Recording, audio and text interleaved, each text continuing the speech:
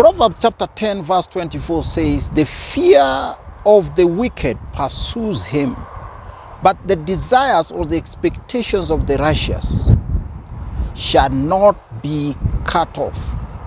With this one, I bring it up with the other episode I had the previous time, talking about the woman with the issue of blood. The woman with the issue of blood had thirst, had desire, had expectations. And then from the expectation, he wanted healing. She wanted healing. And now she saw Jesus was coming to town.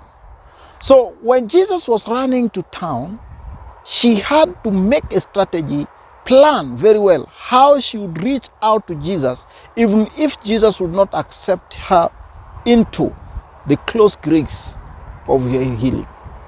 So she took all the efforts, and then followed the crowd. When people were congesting around here and there, then there was one thing that was taking place right there, and immediately she had the hem of his garment. And all the virtue drew into her, and the issue of blood stopped from the same time. Now, this brings me to a point I will be talking about the mantle. What is the mantle? Mantle is not a cloth. Mantle is not whatever we can call it. So many people call so many things mantle. But I would give you a very straightforward description of a mantle. Mantle is simply virtue that carries a lot of grace to perform in different areas. Different people have different mantles. There are people who have mantles of healing. There are people who have mantles of family breakthrough. There are people who have mantles of even sickness. People who keep on seeking. Like now, let me ask you, what do witch doctors have? They also have their mantle, but in their own wicked way. They pass it across also. So mantle is purely a virtue. Mantle goes with thirst. I'm taking the case of the issue of this woman who was bleeding. And she had gone to doctors, gone to places. Now, when this thing was happening, Jesus looked back. After the woman touched the hem of his garment, Jesus looked back and he saw the disciples behind him. And he saw everybody. He asked them, who touched me? I had virtue come out of me. That was the mantle Jesus was talking about. And where did it go? Jesus specifically looked at all these people, and then the woman was identifiable that she's the one that collected the mantle.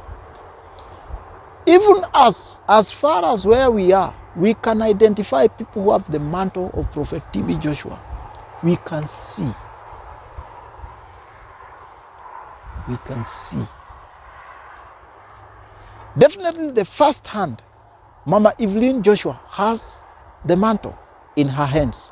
So anybody who wants the mantle, you disciples, listen to me very well. I know you don't understand where we came from, or like, oh, these are people who were there, and I hear people coming on will be telling us, no, we've been here 30 years, I've been here 20 years, I've been here 3 what.